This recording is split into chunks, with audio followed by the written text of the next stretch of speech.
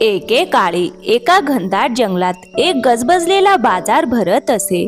त्या बाजारात एक होती चिऊ चिमणीची फळांची दुकान आणि दुसरी होती काळ्या कावळ्याची खेळण्यांची दुकान. चिऊच्या दुकानात नेहमी ताजी आणि सुगंधी रंगीबिरंगी फळे मांडलेली असत. सफरचंद, केळी, द्राक्षे, आंबे जे हवे ते सर्व मिळायचे. रसाळ आंबे, टवटवीत सफरचंद, गोड द्राक्षे सगळं काही चिऊच्या दुकानात मिळायचं. कावळ्याच्या दुकानात मात्र ट्रक, गाड्या, बाहुल्या आणि चमचमणारे रोबोट होते. तो रोज मोठ्याने ओरडून मुलांना बोलवायचा. या मुलांनो, गाड्या, ट्रक, रोबोट आणि बाहुल्या सगळं काही मिळेल माझ्या दुकानात. या दोन्ही दुकानांचा एक खूप लाडका ग्राहक होता, मिठू पोपट. मिठू हा हिरव्या पंखाचा खूप बोलका पोपट होता. तो दररोज सकाळी जंगलातील बाजारात येऊन दोन्ही दुकानांना भेट द्यायचा. अगं चिऊ ताई, मला सगळ्यात जास्त गोड केळ दे. अरे मिठू, तुझ्यासाठी तर नेहमीच गोड केळ असेल. ताई, मी पुन्हा येतो हा. हो हो, नक्की ये मिठू. नंतर तो कावळ्याच्या दुकानात जायचा. कावळे भाऊ, ती गाडी दाखव ना. हो मिठू, लगेच दाखवतो. कावळ्याने गाडी दाखवली. ही गाडी खरंच उडते का? नाही रे माझ्या गोड मिठू, ती उडत नाही, जमिनीवरच चालते. दूरवरून एक लांडगा मात्र हे सगळं पाहत होता. तो मनातच विचार करत होता, एक दिवस मी हे सगळं चोरून नेईन आणि माझीच दुकान उघडेन आणि सगळा चोरीचा आरोप त्या कावळ्यावर टाकेन. पण या आनंदाच्या वातावरणात कुणालाच माहीत नव्हतं की काही काळे ढग हळूहळू जमा होत आहेत. मग दुसऱ्या दिवशी सकाळी कावळा चिऊची दुकान पाहून मनातच म्हणाला, चिऊच्या दुकानात नेहमीच लोकांची गर्दी असते आणि माझी दुकान मात्र रिकामीच असते. जर ती इथे नसती तर सगळे ग्राहक माझ्याकडेच आले असते. रात्रीच्या अंधारात कावळ्याने एक कपटी योजना आखली. जर मी मधमाशांना चिऊच्या दुकानाजवळ आणलं तर लोक घाबरून तिथे जाणार नाहीत आणि माझ्याच दुकानात येतील. तेवढ्यात मिठू पोपट झाडाच्या फांदीवर बसला होता. हे कावळे भाऊ काय करत आहेत? पण मला आता उशीर होत आहे, म्हणून मी घरी जातो.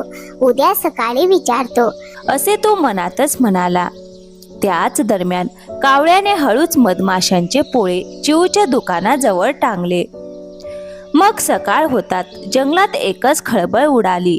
लोक चिऊच्या दुकानाजवळ जाण्यास घाबरू लागले. अरे, इथे तर मधमाशा आहेत, आपण इथे जायचं नाही.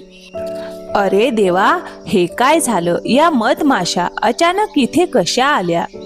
हे सगळं पाहून चिऊ चिमणी खूप चिंतेत पडली. हे काय चाललंय? माझ्या दुकानात लोक का येत नाहीत? थोड्या वेळाने चिऊने धाडस करून ते मधमाशांचे पोळे काढून टाकले.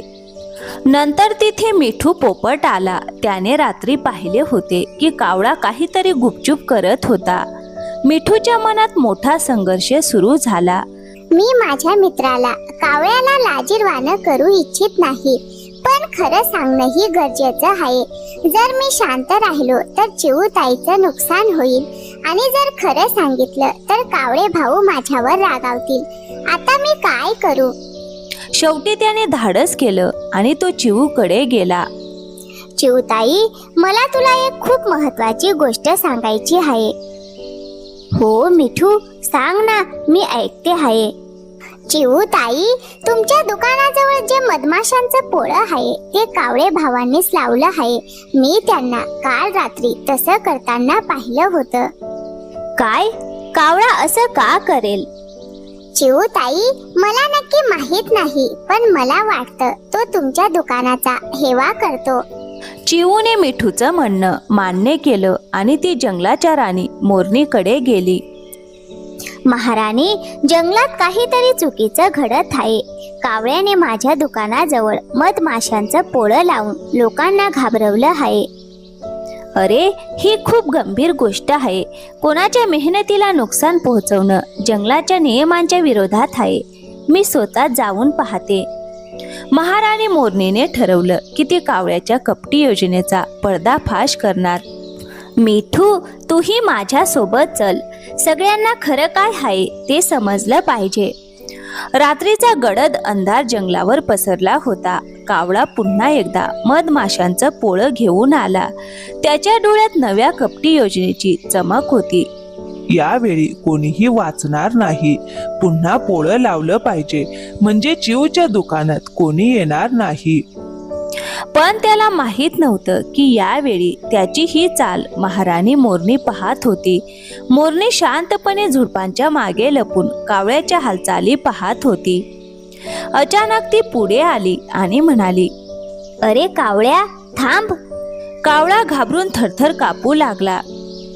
महाराणी, मला माफ करा. माझ्याकडून खूप मोठी चूक झाली. मी लोभात पडलो होतो.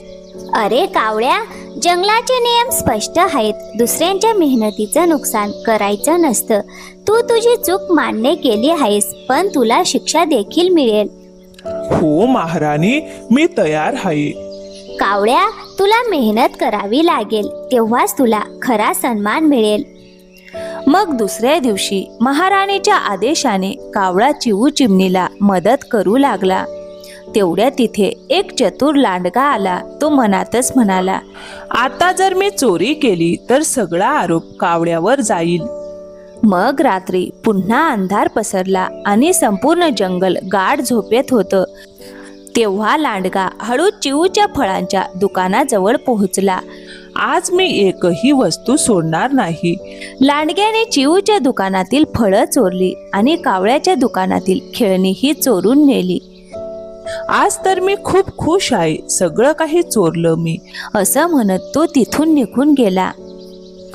सकाळी चिवू दुकान उघडायला आली. तिने पाहिलं सगळी फळं गायब होती. अरे, माझी सगळी फळं कुठे गेली आणि हे कसं झालं? कावळ्याच्या दुकानातही खेळणी गायब होती. अरे, माझी इतकी खेळणी कुठे गेली? ही तर चोरी आहे. काही पक्ष्यांनी विचार न करता कावळ्यावर संशय घ्यायला सुरुवात केली. कावळा आधीही थोडा लोभी होता. कदाचित ही चोरी त्यानेच केली असेल. हो, त्याने स्वतःची खेळणी आणि चिवची फळं चोरली असतील आणि आता निरपराध असल्याचा दिखावा करत असेल. हे सगळं ऐकून कावळा खूप दुःखी झाला.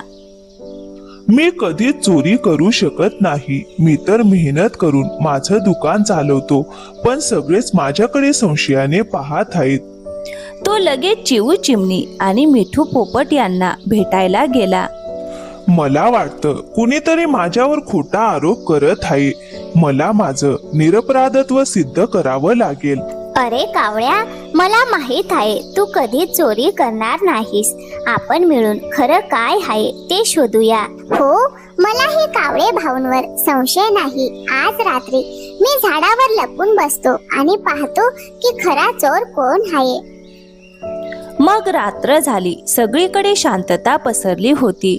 तेवढ्यात तो चतुर लांडगा पुन्हा आला आणि चोरी करू लागला. हे सगळं मिठूने स्वतःच्या डोळ्यांनी पाहिलं. लगेच त्याने चिवू आणि कावळ्याला जाऊन सांगितलं. अरे, म्हणजे कावळ्याने चोरी केली नव्हती, तर तो लांडगाच खरा चोर आहे. हो, मला खूप आनंद झाला की सत्य समोर आलं. आता आपण मिळून त्या लांडग्याला पकडलं पाहिजे. हो, आपण एक योजना करूया आणि त्या लांडग्याला रंगेहात पकडूया. मग दुसऱ्या दिवशी रात्री चिवू, मिठू आणि कावळ्याने मिळून दुकानात एक जाळं लपवून ठेवलं. मिठू जवळच्या झाडावर लपून बसला. चिवू आणि कावळ्याने दुकान तसंच उघडं ठेवलं, जणू काही झालं नाही. खूप रात्र झाली आणि तेवढ्यात तो लांडगा पुन्हा आला. आता कोणीच नाही. हा आंबा घेऊन निघतो. पुन्हा सगळे कावळ्याला चोर समजतील. लांडगा दुकानात शिरला आणि हळूच आंबा उचलला. तेवढ्यात वरून जाळं खाली पडलं आणि लांडगा त्यात अडकला. अरे, हे काय झालं? मला सोडा. तो ओरडू लागला. आवाज ऐकून सगळे पक्षी तिथे जमा झाले.